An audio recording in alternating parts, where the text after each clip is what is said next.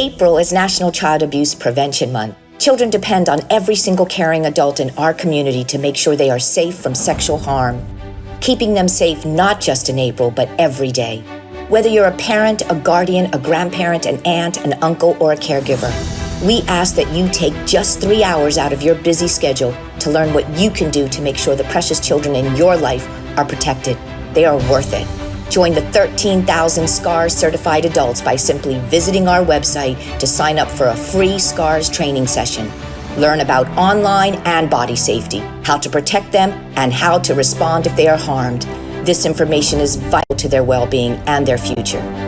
Because they are children, it is our responsibility, Bermuda, to protect them.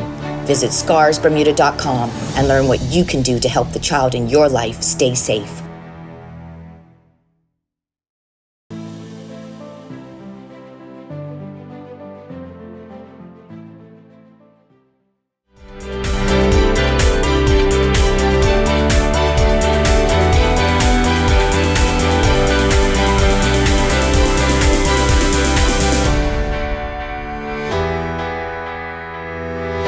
SCARS presents Survivor Hour. Hi, everyone. Thank you for joining us for another episode of Survivor Hour. April is National Child Abuse Prevention Month and Sexual Assault Awareness Month. And we are excited to have on set our resident expert, Dr. Alicia Hancock, and also Laree Shield, the Executive Director of the Center Against Abuse. Welcome.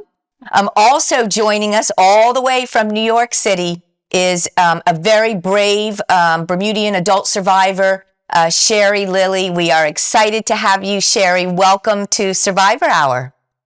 Thank you. Okay, so, you might notice that we all have blue on. SCARS is supporting the Department of Child and Family Services in their Go Blue campaign for the month of April. And we're encouraging all of our viewers in Bermuda, wear blue through the month of April, and encourage, others to wear blue as we recognize National Child Abuse Prevention Month and Sexual Assault Response Month, right, Laree? I think it's teal, right? The teal for us. All right. For Sexual Assault Awareness and Prevention Month. Right. Thank you. Okay, so let's start with you, Laree. You and I have collaborated several times over the last decade. SCARS has, I know, been in the community for only 12 years, but the Center Against Abuse, I believe I'm correct in saying, has been in the community since 1979. Yes, you are correct. This is our 45th year. Wow, that's amazing. Doing great work in our community. Thank you for the service that you do. Tell us about the Center Against Abuse, because we have viewers beyond the shores of Bermuda, and so we'd love our audience to hear all about the Center Against Abuse and what you do for our community. Sure. Like you said, we have been around since 1979, and we provide services in domestic abuse, or more specifically, intimate partner abuse, as well as sexual assault survivors. So anyone over the age of 18 and under the age of 65, we assist. And if you are a survivor of sexual assault, whether you were assaulted as a child or as an adult, we will see you as long as you are over the age of 18. Yes, wow. So we provide counseling. We provide, maybe you may need some legal advocacy with obtaining a protection order or something similar. We will assist you with going to court for a criminal matter or even a civil matter to assist you, as well as we also will go with you to the police station if you need to provide a report to the police. We just try to assist any way we can to support survivors, make them feel more comfortable as much as possible. I mean, because we know survivors of sexual assault need support. Yeah. I mean, that is what helps them with their that journey. And do you find that more and more people are, through awareness, speaking up and trying to, get their voice and encouraging reporting? It is still, sexual assault is still something that we find people reporting, unfortunately, because having to report that someone did something like that to you, it's a shame that many survivors still struggle with, right? Right. And so we work with them to try to get them to a space to understand this is not your shame to carry. Right. The scars may be there physically and even mentally, but it's not your shame to carry. And yes, while those are words, we try to work with them to get them to understand. And part of releasing that shame is actually reporting, you know. Right. I've had a number of people say to me, since I reported or even since I told my story, I feel freer. Yes. It's great. Yeah, we have a saying at Scars, revealing is healing, right? Yes. And it is part of their healing Yeah. as well. Yes, but it's important who you tell. You Yeah. have to tell the right person. Yeah. right? Yeah, exactly. That's very important. Well, I guess you're also battling belief systems surrounding the expectations in a relationship. Yes. Yeah. Yeah. And, you know, and many of us, I don't know about you, but I was raised that somebody that didn't know you, what we would call the boogeyman or dirty old man, would be somebody that would sexually assault you. But, you Right. know, as an adult, we know different now. It's normally someone you know. It can be a male or a female, and it can be perpetrated on a male or a female by either sex. Right. And it's about power and control It at is. the end of the day. It is. And how can we, as family members, friends, people who work with, you know, perhaps a survivor, how do we better support them? What can we do that really will really help them if we, you know, if there's someone in our life that is struggling, you know, that has been abused and is struggling? Listen. That's one of the things that you definitely need to do. Listen and believe. That's very important. You can't come with some background information on your own that you try to bring to the story. Oh, well, you know, the person dressed this way. Oh, the person was drunk. No, listen Right. and believe. That is extremely important. And then ask the person, how can I best support you? Because everybody's support looks different, right? And so maybe just, you know, when I'm down, if you would be there for me, you know? Right. So support looks different for everyone, but if you ask a person, how can I best support you? They might say, I just need you to pray for me. Right. Or they may say, you know what? You can support me by speaking to my mom or being there with me when I speak with my mom, you know? So support looks different at different times for everyone. Yeah. Are there signs? That's what I want to ask you about. Would there be a sign? Because if a person who is struggling with this doesn't reveal, are there signs that people in their life that love them and care about them might be able to pick up on and then be able to, and then the next question would be, is there a way that we can address this without making them feel bad, but in a way that says, hey, I'm here if you need me. I've noticed. Is that good to say, I've noticed? I was going to say that. I've noticed is definitely a way to address it. Because what it is things that we see, things that we sense, right? Right. And so we may see people not wanting to be touched. We may see a person either dressing provocatively or out of the blue, they're dressing extremely conservatively and are very private. They may have even started to withdraw. Right. Whereas they used to be very exuberant. There may be a sense of sadness with that individual as well. And just wanting to be in the background rather than the foreground if that was something that they used to do.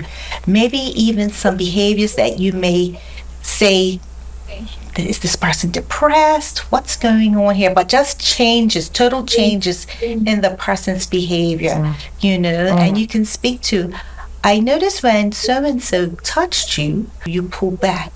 Help me understand, you know, what's happening here. That's good. That's really good.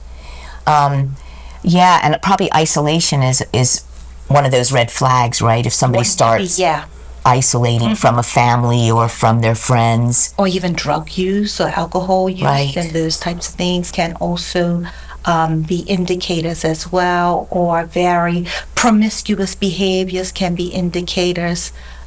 So yeah, just anything that's not of the norm with that person, you know, and it's not to say that they may have been sexually assaulted, but it's always good to say, hey, let's have a talk. I see some changes in you. What's Yes. happening here? Let me Yes. understand. Yeah, I mean, Dr. Hancock, it's a huge correlation between child sexual very abuse. Same kind of signs. Same kind of language to use too, in terms of making sure that you don't use pressuring words. So it is like you said, the language of "I've noticed." So you're not telling them Exactly. what's going on. You're just observing and inviting them to tell you their experience. Yeah. And also saying, I'm here for you and you're ready to talk. Or if there's anything you wish to tell me, know that I'm here for you. Or if I'm not the right person, who do you think is the right person? And just getting them to identify somebody they feel safe speaking with. Yeah. Because that person in their life could be threatening them. Yes. And Exactly. they're saying, if you tell, I'm going to make it worse. Yes. Yes. So that has to be just a scary place for a survivor. Or you can even ask, maybe you feel comfortable writing it down. Some people, it might be drawing something. Yes. So just giving them the options to express themselves. Yeah. That's the same with child survivors, is sometimes children won't tell, but they might express it through drawing, through, journaling. There's just so many similarities. Very much so. Do you find that adults often that come to you find it difficult to feel protected more so than children? Because children, at least for the most part, have teachers and they have parents, whereas adults sometimes feel a bit isolated. Yes, I would say adults feel isolated because I think they feel more of everyone's going to know my business. I don't think children feel that as much. Or I wonder who knows. So you kind of pull back as an adult, right?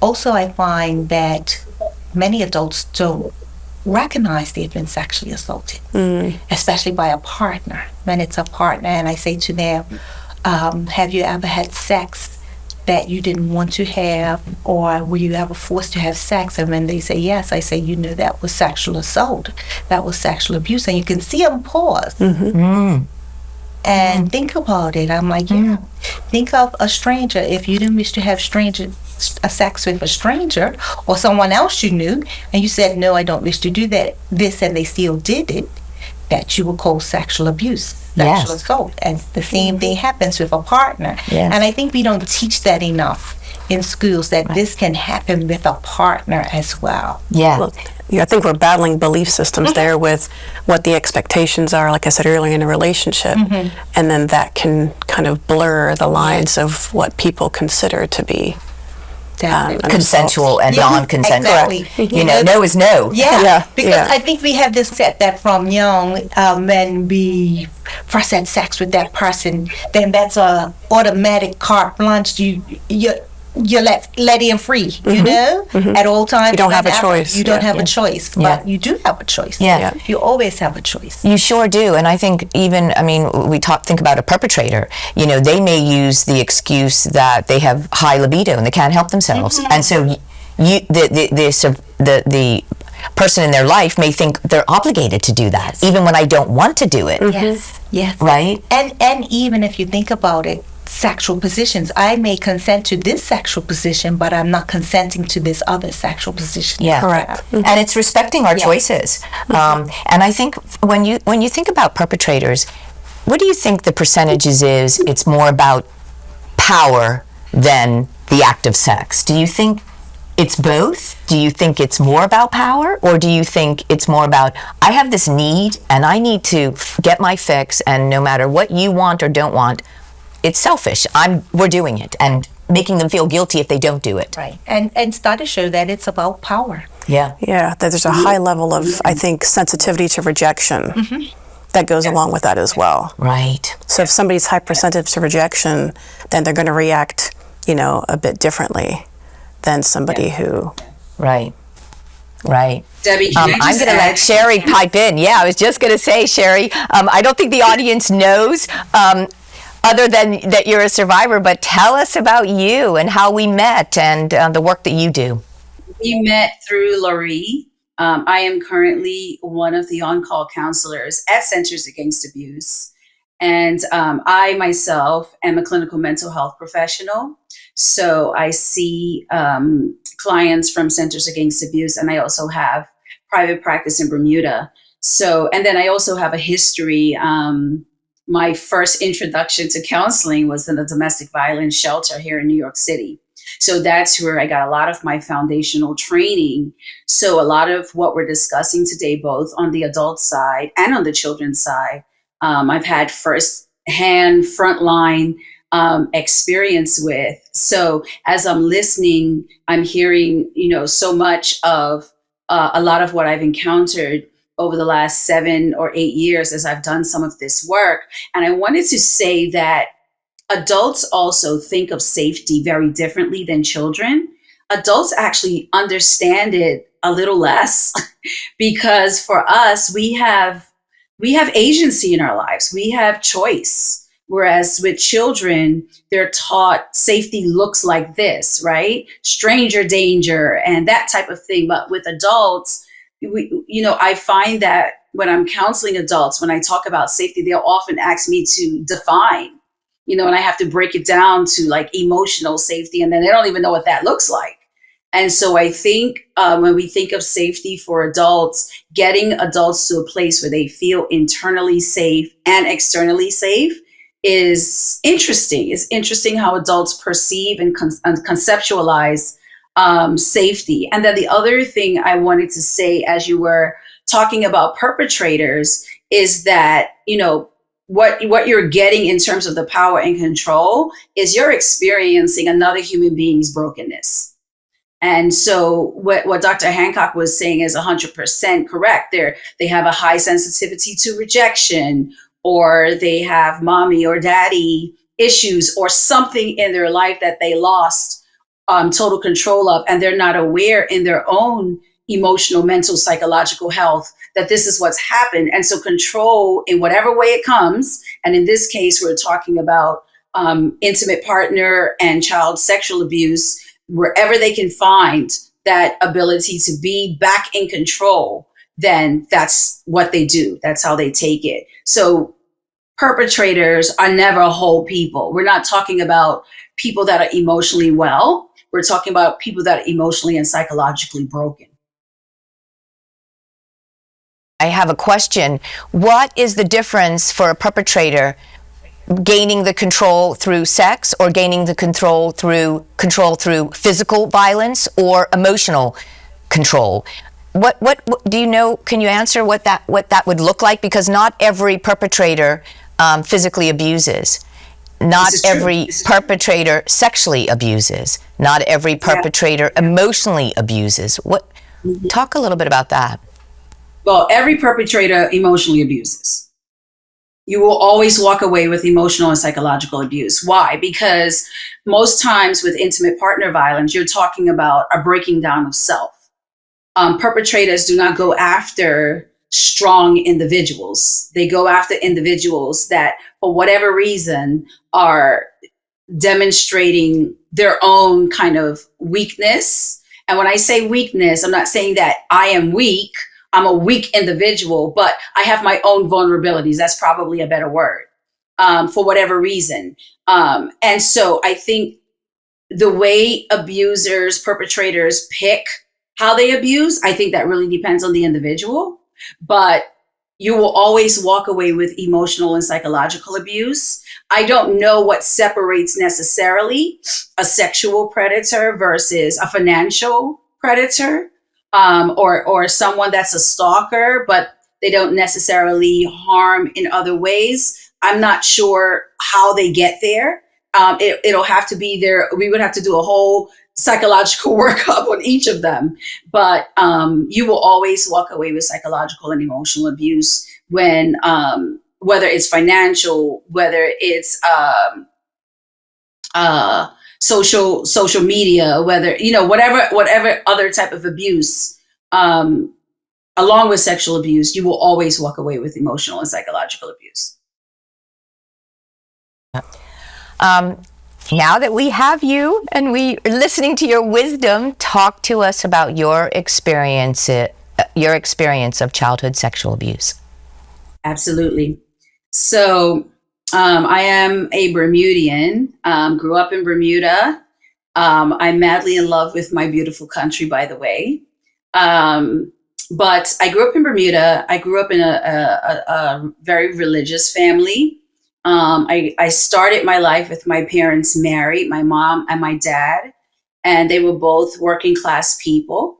And so me and my siblings, I am the middle child of five, and there were four of us in the house. I have an older brother who was not in our home with us. But we pretty much had a decent life. You know, my parents provided for us. My mother worked in the hotel industry. And and so she would often take us sometimes on the weekends when she worked extra shifts, and we could play on the grounds of the hotel. Let me just age myself really quickly because I'm not afraid to do that. Although I look 30, I am not. My mother worked at what was Holiday Inn in St. George's, which is now, I guess, the St. Regis. And she would take us and we could play on the grounds there. So we knew a lot of her coworkers. And so on this, my first encounter with sexual abuse as a child, I was 6 or 7. And we would come home from school. We lived directly across from this beautiful big playground. And my siblings would chuck their book bags in the yard and go across the street. But I was a bookworm. I've always been a bookworm. And I had a new book and I sat in the yard with my book. And so I was sitting there, my siblings were playing. And, you know, in those days, you know, now they have a term called latchkey kids, but we weren't considered latchkey kids back then. The whole community took care of all of us. And so we weren't the only children across the street playing.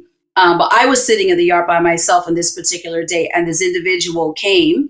I didn't have any reason to be afraid. I knew him. He worked at the hotel with my mother. And he kind of engaged in conversation with me, and I'm telling him about my book because I'm super excited about this book. And he asked where my siblings were, and I told him they're across the street playing. And he said, "Okay, why aren't you playing?" I said, "I just want to read my book." And he asked me if I wanted to go for a walk, and I said, "No, I want to read my book." And he gently cajoled me until I finally said yes. And the way that the house that I lived in was situated, we could just get up and walk a few steps and we would have been on the sidewalk, which is right on the street. Or you could circle the back of the house and come around onto the same sidewalk from the other side. So it didn't faze me again at age 6 or 7 that when he took my hand to walk, we didn't walk a few steps to the sidewalk. We started to go around to the back of the house. Again, it didn't faze me a bit because you could come around to the other side. But as we got to the back of the house, in the back of the house, there was a pump room. For those that might be watching that don't understand what that is, Bermuda homes have their own external water tanks. And then there's a pump that pulls the water from the tank into the home so that you get water out of your faucets. So there was this pump room. And as we turned the corner to the back of the house, he just walked me right into the pump room. I didn't resist. I didn't know what was happening. And he takes me into the pump room. And it was in this pump room, and I it's so funny, I'm telling the story. And as I'm telling the story, I'm hearing the rhythm of the pump. I remember hearing the rhythm of the pump. And I will say that I actually call this first encounter sexual assault, because he actually, I would say, raped me. I was a child, and he penetrated me. So, and I remember him lifting me up against the wall of the pump room, and whatever he did, he did. And I'm a therapist, so I can actually say what happened now. I didn't know then, but I completely dissociated. And what that means is that I actually just kind of came out of myself, so that my brain wouldn't allow the trauma to overwhelm me. So it took many years of my own therapy to even understand what had happened. And so when it was over, I knew something had happened. And I remember lots of feelings, but I don't have too much memory of anything else. I remember the feeling of everything. And then he walked, straightened me up, and walked me back out to the front, sat me down where I was with my book, sat down with me, and very gently talked to me and said, this is our secret. You're my special girl. You can't tell anybody. If you tell anybody, then you're going to get in trouble first, and then I'm going to get in trouble. So at 6 or 7, I totally internalized that. And I remember being upset, not about what just had happened, because I wasn't sure, but I was like, my mom is going to kill me because my uniform is dirty. That's what I remember. And I remember getting up and trying to dust off my uniform and get the dirt off of my uniform. And he left. And I just sat there. I don't remember picking up the book again. I just remember kind of being in a bit of a daze. My mom comes home, where she's yelling out to the kids to come, and it's 4 of us, and she's wrangling us all into some kind of order, and no one saw me. And what I mean by that, they saw me with eyes, but no one saw that I was quiet. No one saw that I was dirty. They just, and so it happened to be that particular day, and Bermudians can relate to this, right? It was bath day. So with 4 children and buying water, we took like full baths about every other day. And on the off days, we bathed from the sink. But today happened to be bath day. And I remember going into the bathroom. And as I was preparing for my bath, I noticed that there was blood in my undergarments. So I took toilet paper, wrapped it up, and threw it in the trash, and proceeded to take my bath and go on about business as usual. One of the significant things that was kind of a residual of this event was that I started wetting the bed. So now I started getting in trouble with my mom, because all of a sudden, when Loree talks about like behavioral changes, I was not a bedwetter. All of a sudden, I'm wetting the bed. And anytime I felt stress, I would wet myself. So even at school, I wore glasses, so I was picked on a lot. I loved books, so I didn't have like a lot of social skills. So even at school now, when I was teased or bullied or called 4 eyes, I would wet myself. And then I would just get in trouble with mom. I would get disciplined, but I never told. I filed it away. After a while, it wasn't even a thought. I didn't remember. It didn't come up. I don't remember having, really significant nightmares or anything like that as a child. I just know that I felt afraid. I knew that internally something was different. I was definitely more withdrawn. And then I had this bedwetting that was going on. Now, if I fast forward, I wish I could tell you that was it. I wish I could tell you that this was the one event in my life and it was over. And as an adult, I got fixed. That's not what happened. Around age 11, my parents divorced, and my mom moved away with all 4 children. And before I go any further, I always love to kind of redeem my mom a bit, because my mom is of a particular generation. And dealing with these kind of situations, they definitely had zero skills, zero knowledge of what to do. And they were raised, our parents were raised in a generation of secrecy. And so she didn't know, because I never told her. But now we moved away, and she's divorced from my father, and a beautiful woman working really hard. She worked lots of jobs. So I kind of became a bit of a caregiver in my home. I do have one brother that's older than me that lived at home with us, but he couldn't take care of himself. So I took care of the family a bit. And my mother had friends. That's what they were always called. And over the course of the many years before I left Bermuda, mom had different friends, and every single one of them molested me. All of them. And at one point in time, we lost our home. And so we were separated for a bit. So now I'm dealing with, trying to help mom with the family. I'm trying to do well in school. I have these men that are abusing me. And then now I'm homeless, basically. I'm not homeless in Victoria Park, but homeless, sleeping in different places. I stayed at my grandparents for a bit. And then I stayed other places for a bit. And a family took me in for a year, which was the best thing that ever happened to me, because I thought this was the Cosby Show, really. But just all of these accumulation of different traumas. And then in the middle of all of that, I also get diagnosed with this eye disease that I'm going to go blind. And I just remember feeling like, okay, you don't have a choice but to really figure out how to keep going and get through. But one day, something happened, and I decided I'm going to tell my sister that this particular individual was molesting me. And I told her, and she said, well, you have to tell Mom. And I said, I can't tell Mom. And she said, I'll go with you. So she took me. She went with me, and I went to tell my mother. I told my mom. My mom took a breath, and then my mom changed the subject. Again, I have to redeem my mother. She did exactly what she knew to do, which was nothing, because she didn't know what to do. But I do remember just feeling like, okay, what does that mean? Does it mean you don't believe me? And when she went silent, so did I. Her response told me, you can't talk about this, and let's move past this.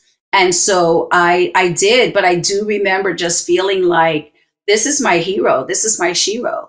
And if she's not going to be able to come in and save me, then nobody will. So now I have to take care of myself. And I made a vow that I would never allow anyone, no one's going to save me. No one's going to take care of me. I'm going to take care of me. And I really lived that out for the rest of my teen years. I was probably around age 14 or 15 at that time.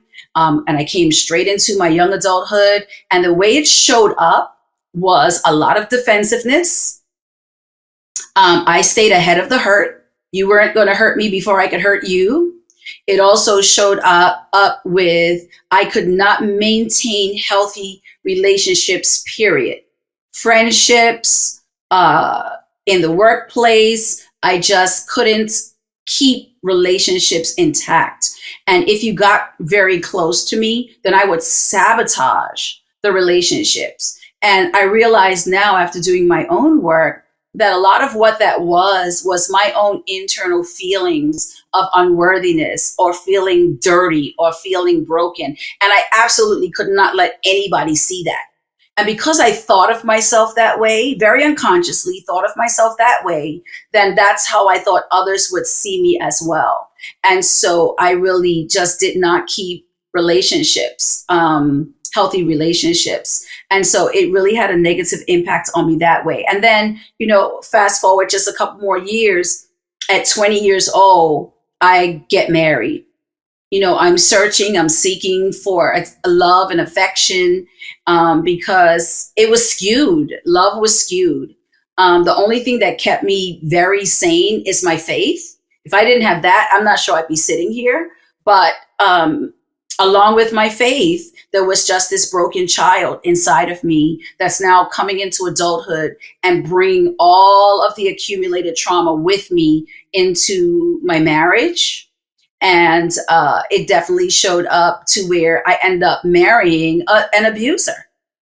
He was very emotionally abusive, very kind of narcissistic, and very often would berate me. And there were times that he stepped out of our marriage. And now, Debbie, what ends up happening with all this accumulation of trauma that I had never had an opportunity to voice, I had never voiced it up until I got married, is that now my mind started telling me, you definitely, this ain't it. This is not it. And the pain, the level of pain started to manifest actually physically. I started to not feel well sometimes. I remember sometimes my heart would be racing. And all of these things started to happening to the point that I became suicidal and had my first son. And I just remember that with the words that were coming from this next person that had committed and promised to loving me and taking care of me. Now the words that were coming from his mouth was words that were rejecting me again. So that similar feeling that I had when I spoke to my mom, and she didn't know what to do and kind of left me out there by myself, I was now feeling again. And that's what triggered these feelings of, you're no good for this person, you're no good for your son. It was just this pain that I couldn't put my finger on, and I didn't know how to make go away. And so I attempted suicide twice. Thank God I'm here. So clearly it didn't work, but that's where it took me. It took me to this place where this unresolved trauma that started in a pump room at age 6 and then accumulated and accumulated and accumulated over the years. Remember, layered on top of that is now I have this diagnosis that I'm going to go blind one day, and I am blind. But just moving through my life, right, and really recognizing how this affected me. It wasn't really until that suicide attempt that I had my first opportunity to voice all of what I had been through. And so a friend of my family came and picked me up and took me to go and see, it was his sister-in-law, but she's now currently my pastor's wife. And that lady spent 24 hours with me. We didn't sleep, and she didn't only pray, but she talked to me and she gave me voice. She let me cry. I laid on her floor. And that was the first time that I ever had an opportunity to really share what I was going through. What was interesting was that at that time, my husband had walked out. He had gone on a trip to go see another woman. And all of these things were happening all at the same time. But that first encounter with the ability to speak my truth was the beginning of my path and my journey to healing. And so today, if I can come all the way forward now, eventually my husband, who had his own mommy issues, was abandoned as a child himself at age 2. Just no longer could just tolerate the responsibility of our family. I was going blind. That didn't fit into whatever. And the emotional abuse had taken its toll. And I started to stand up for myself. And he left 12 years ago, walked out the door. And again, trauma. But I had started my journey. I wasn't anywhere near finished, but I knew that I could do something better now. And so maybe 2 weeks after he walked out the door, my little boy, my youngest was 2. He came and he on a Saturday morning, I wasn't getting out of bed, and I hadn't been getting out of bed. And he said, "Mom, are you going to get up today?" And it just shook me. It shook me at my core. And I jumped up and I said, "Okay, Sherry, you can't do this, because now it's not just you. You have these 5 amazing children that came from this relationship that you are responsible for, and they are watching you."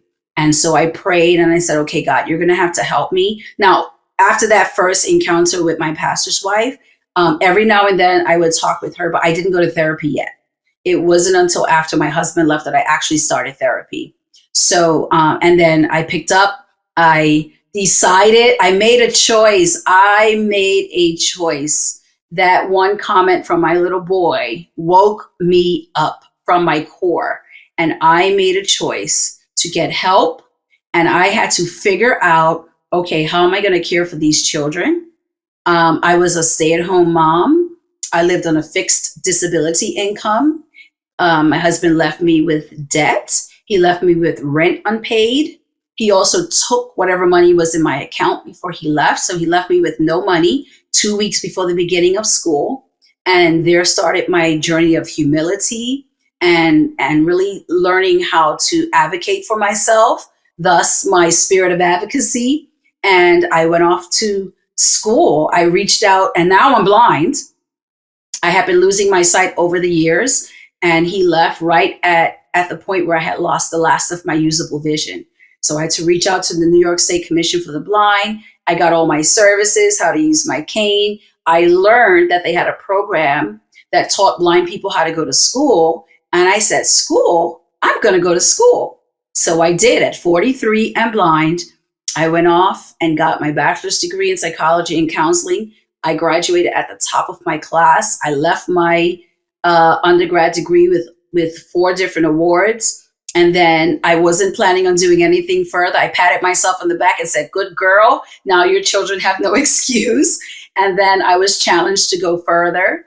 And I said no. And then this scholarship just popped into my lap where I didn't have to pay a penny. So off I went to my master's program at Fordham University, and I earned my master's degree in clinical mental health counseling.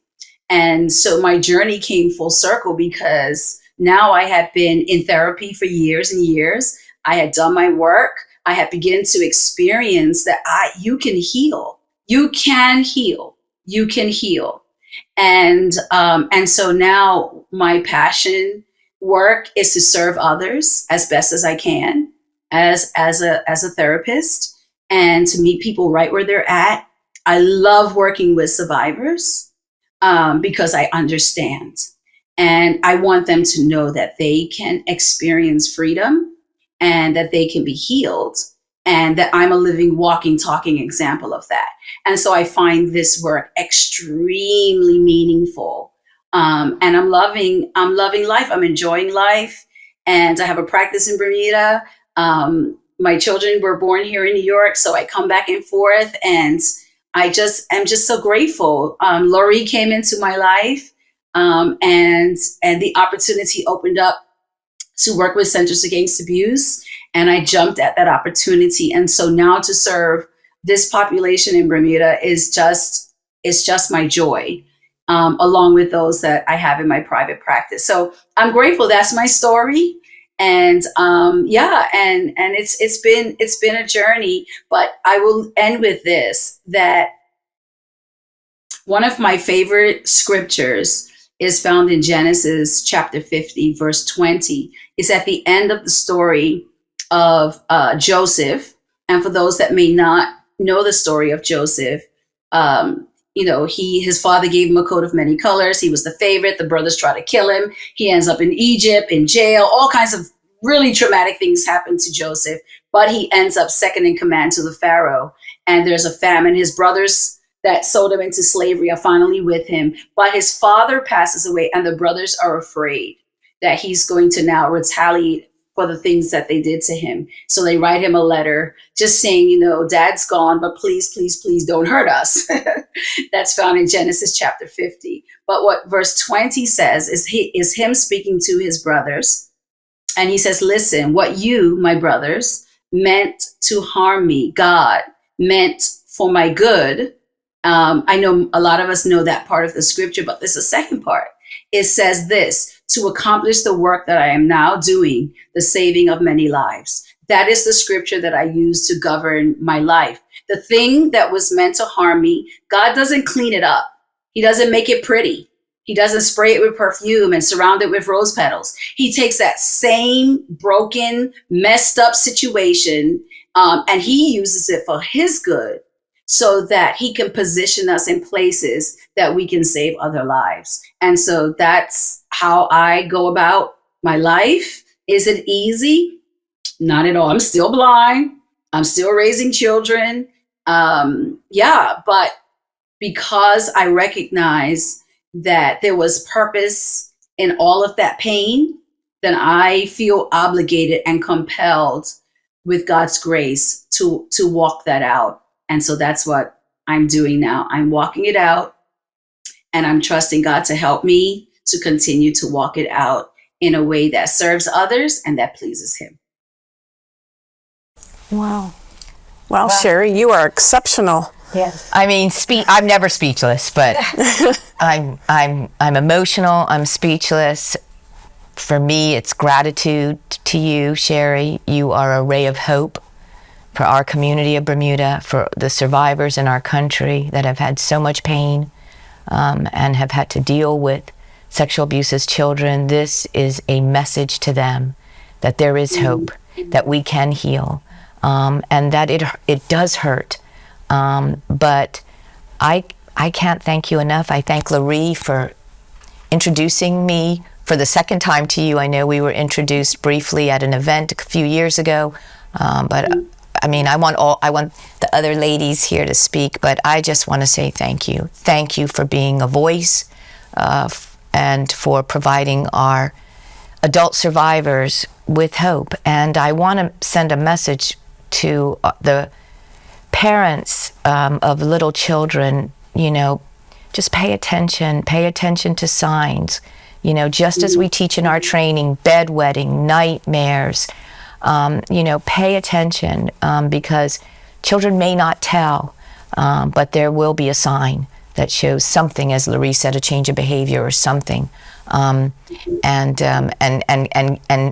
start asking some open-ended questions and pay attention. But you are definitely just a light in my life, and I'm just thankful for you for being a guest on this show. But go ahead, Loree. Thank you for having. Thank you so much, Sherry, with sharing your story, because in your sharing, you gave a pattern of, it wasn't just like, oh, I blossomed and this is what happened. You showed a pattern of, I was sexually assaulted and then I was sexually assaulted again. And that's a pattern that a lot of people go through. That is not just a one-time event. Something predisposes them to being sexually assaulted again. I don't know what it is, but I've heard that multiple times, that I've been sexually assaulted by more than one person, right? And so thank you for sharing that, so people don't feel alone in that, as well as sharing, I was depressed, I did this, I even lost my sight. It's a lot of balls in the ear, and now you can't see them, right? But just having the opportunity to unstick yourself, because so many people get stuck and they don't know where to go and what to do, but there is help available. We want those of you that are out there today that are stuck in a pattern and you feel like there's no way out. There is a way out. There is help available to you. We want to let you know that you can contact the Center Against Abuse, and we will provide some assistance so that you can move forward. And as Sherry says, that there is freedom at that end day. Absolutely. And you are worthy. Yes. You are important. Yes. You deserve to heal. And you can. And, thank you, Loree. That was beautiful. Dr. Hancock, last word. Yeah, your ability to overcome this is just absolutely remarkable. And again, sharing the story of the pattern of abuse that you experienced with very, very little support and guidance is incredible. So, thank you so much. Thank you so much. Yeah. And if I can speak, and for those that may be parents and your child has shared with you, and you don't know how to respond, because many of us don't know how to respond, or many of us may respond as we were responded to, right? And that pattern continues.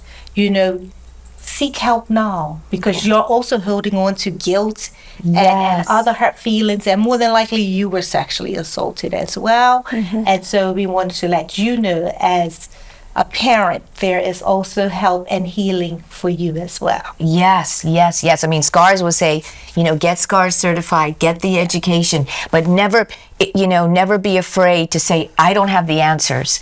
I need some help with this. I need some guidance with this. And this is why education and awareness is so important, because as you said, Sherry, our parents didn't have this information years ago. They didn't understand how to respond. They didn't know what to look out for. And we're just grateful for awareness and prevention education and for this show. So thank you, Sherry. Any last words, Sherry? Yes, I think that in Bermuda, one of the other things that we have to be cognizant of is that, our island is so small. And so, we have been taught to maintain these secrets. And when we keep secrets, what we're not understanding is that we're not keeping the secret. The secret is keeping us. So we perpetuate secrets that turn into silence. Silence turns into solitude. And when you look, you have adults who are not functioning, really, really well in our lives. So breaking the stigma, Debbie, when you invited me to do this, I said yes right away. And I have friends and family in Bermuda that are not going to be happy that I'm here. But I can't allow your shame to prevent me from maintaining my peace and maintaining my freedom. And so healing cannot come without revealing. I think I heard you say that, right, Debbie? You cannot heal what you won't reveal. And so if you're going through your life and you're struggling, one of the things we didn't talk about was anger. We see a lot of lashing out, or we see men and women who are just always sharp with their tongues and angry. And you see all these manifestations of dysfunction and maladaptive behaviors. And we're just unwilling because we live in a community, in a society that has perpetuated silence and secrecy as normal. And it shouldn't be. If you're being harmed, if you're being hurt, look, I went all the way to being suicidal, right? So people get to a point where they can't bear the burden anymore. So we have to break the cycles and the patterns of abuse. And I'm very glad that I believe that we're living with a generation now that do not flow that same way. They have more access to information. They have more vocabulary. So all of the awareness and education needs to continue to happen. But I am really, really glad for this generation from the millennials down, who really see this as something that should not be normal. And so you might find that they're stepping up much more than our parents ever did.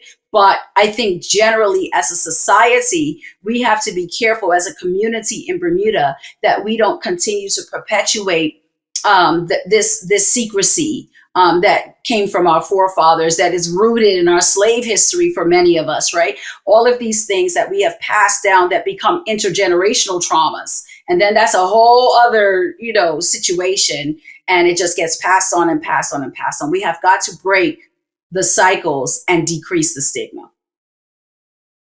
Yes, and we have to call out adults that don't support survivors.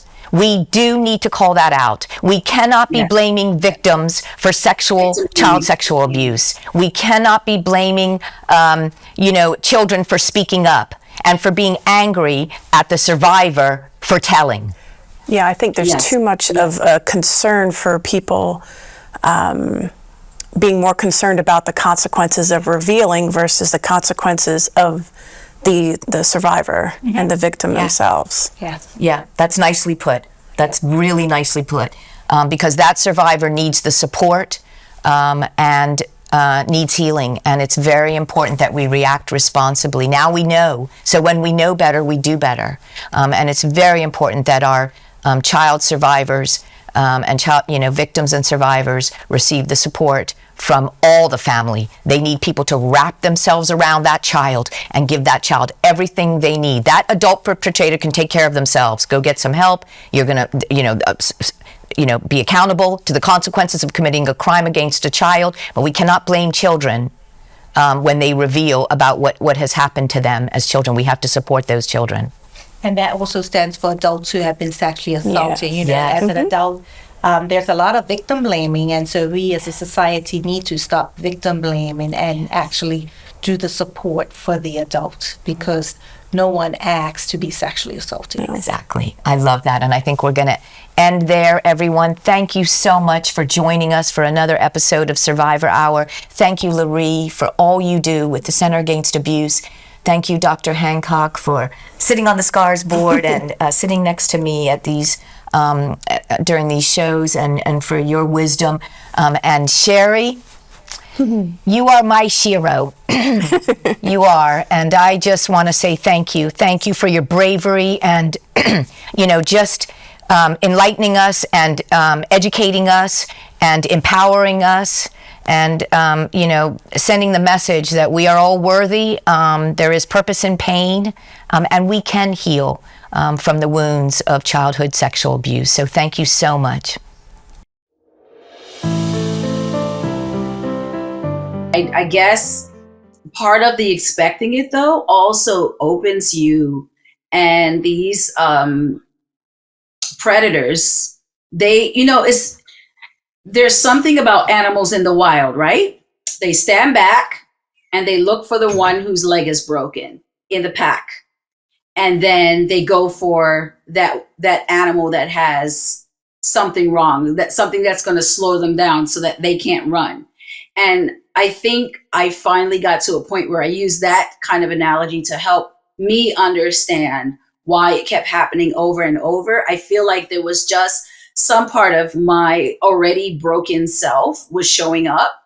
And I don't know, did I lean into it? Like, what was it? It didn't matter after a while, but it was just to understand that, people that are predators, they look for something. There's some indicator that shows that this person is a possibility. And every, all perpetrators, I guess, know how to hone in on that. But I did expect it. I did kind of think it was always going to happen. And I feel like my mom, I think Dr. Hancock, that was you that was just speaking. Yeah, I told Debbie when we pre-interviewed, I'm sorry, Debbie, I forgot in the story, but my mother, she kind of scapegoated me a bit because these men were coming around, and I think as part of her survival, she did turn an eye away. I don't know that she knew the intensity or how often or whatever, but I also protected her. I also protected my mother because she was working hard and she was trying to keep food on the table. And so if it meant that the way that was going to happen was going to be that these people were going to do what they had to do, then I almost felt like, well, this is the part that I can play. So the way my mind work changed over the years as I got older, but when I finally got to where I wanted to tell, it's like I knew better now. I didn't like the way it felt. I didn't want to be the caregiver anymore. And so I told, and it just didn't work. And so it continued. But I felt like I was taking care of my mom. I didn't want her to not be able to care for us. We still ended up homeless. And I just knew that I could help her. That's how I thought. Very skewed, warped thinking, but that's what was happening in my mind, that I needed to take care of her and protect her. And if I told, she would get in trouble too. All of these things went through my mind.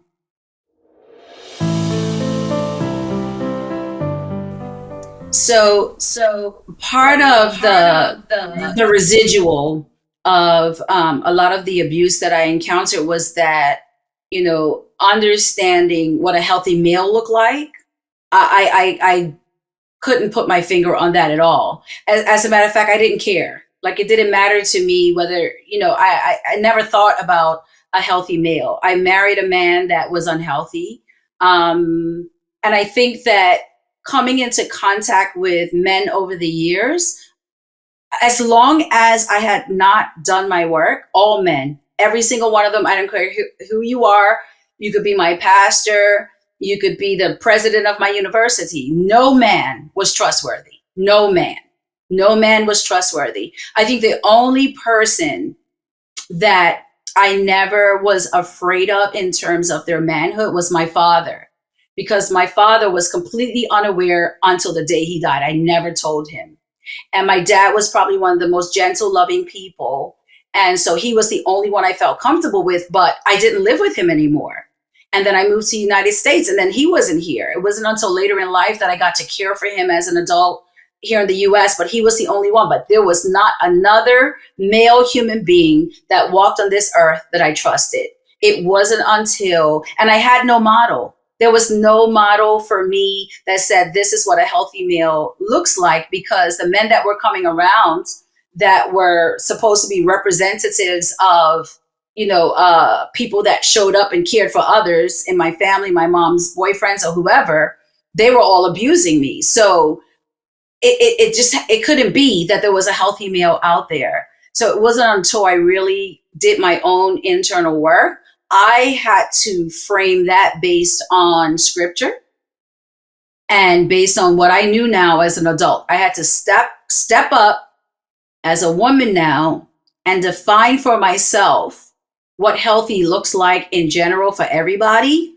And then now doing my work, I could go to people like my pastor. I could go to people that were in my friend circle and ask questions about, well, why do you guys do it this way? Or why do you guys do it that way? But it took me doing my own work in order to begin to understand how to choose a healthy relationship. So when my husband left, I'm still single. He's been gone for 12 years. I'm divorced for 3.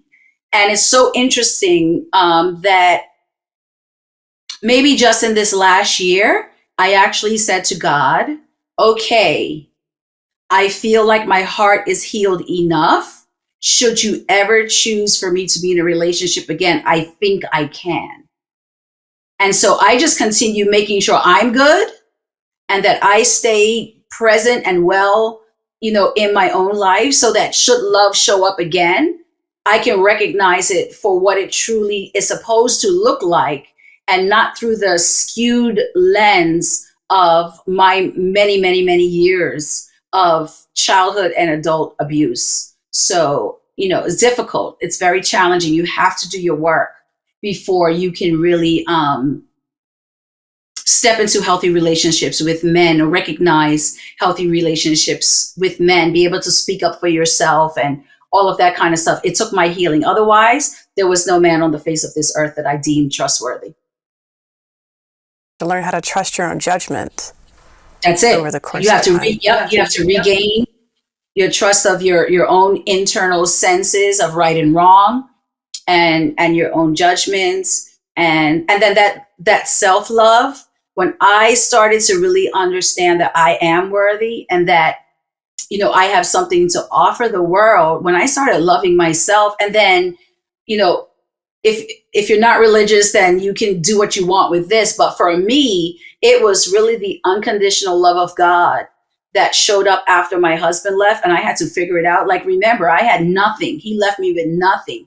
I had rent due in 2 weeks. And the first, I want to say 4 years after he left, was all about just recovering my household, stabilizing my children. And here I was, again, broken and traumatized, and I'm having to care for everybody else, and at the same time figure out how to care for me. Part of that process involved me reconnecting with who I truly am. I had to go find myself.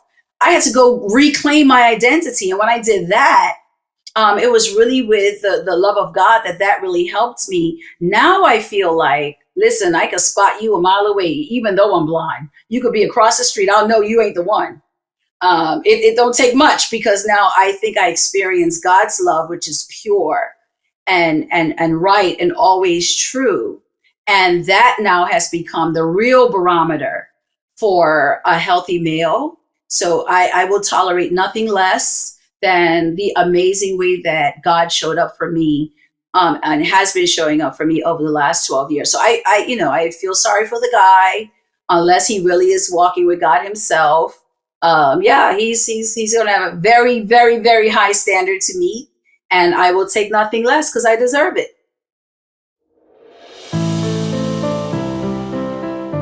I'll just say that, that sometimes, the messages that we give our children come from our own place of fear or misunderstanding or lack of information. So if you, as a father and as a man, if you are modeling healthy manhood for your daughters, then you don't have to tell them that they don't have to trust any man ever, and that they're all liars. Because what they will do is that they will choose men that are reflections of their dad. So if you're modeling healthy manhood and having those healthy man conversations with your girls, they will go out in the world, right? And nothing is a sure thing, but this is the greatest protective factor around our daughters, is that when their fathers show up and remind them every day that they are the princess of the whole universe, and that if the man don't behave as nice as their daddy did to them, then he ain't the one. So keep modeling healthy manhood to your daughters and your granddaughter, right? And they will grow up and they will put you as the barometer for how they choose, their relationships. Friendships too. Friendships intimate partner relationships, all of the male relationships will be a reflection of who their father is.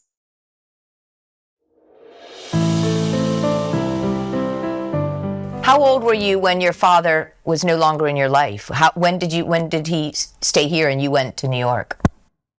My dad was always present. We just didn't live with him anymore. For a little while, we went on weekends. After a while, we stopped. So we saw him. I would go to lunch with him. He worked at Pierming Watlington's, and I would go to town and go meet him for lunch. So he was always around and present, and a very sweet, gentle man. But when I left Bermuda, I was 16. And then the rest of my family was in Bermuda. But what I didn't get from my dad was the consistent presence that really helped to heal what was already broken. I think he could have, if I was around him a lot more. And it's no fault of his. It was just the way that my life went. So I don't fault my father. I think, like I said, I think he was the only one that I really trusted 100%, because my father never, nothing. My dad was the best gentle soul that he could be, as a divorced man who had some limitations, around that and so on and so forth. But the presence that I would have needed at that time in my life for my father's healthy manhood to heal the skewed view that I was now viewing men through, he just wasn't there enough. No fault of his. So definitely I would consider myself absent of a father, but not in the typical way. It was just absence of a father being present consistently enough to help me find my way to healing.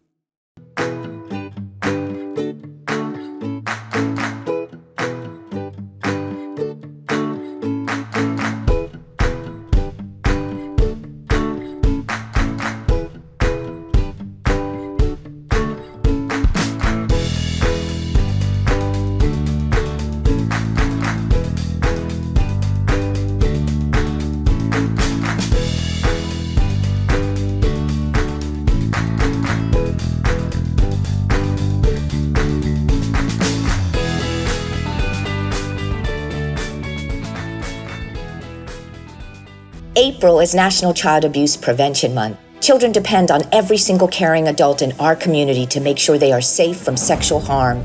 Keeping them safe not just in April, but every day. Whether you're a parent, a guardian, a grandparent, an aunt, an uncle, or a caregiver, we ask that you take just 3 hours out of your busy schedule to learn what you can do to make sure the precious children in your life are protected. They are worth it. Join the 13,000 SCARS certified adults by simply visiting our website to sign up for a free SCARS training session. Learn about online and body safety, how to protect them, and how to respond if they are harmed. This information is vital to their well-being and their future. Because they are children, it is our responsibility, Bermuda, to protect them. Visit scarsbermuda.com and learn what you can do to help the child in your life stay safe.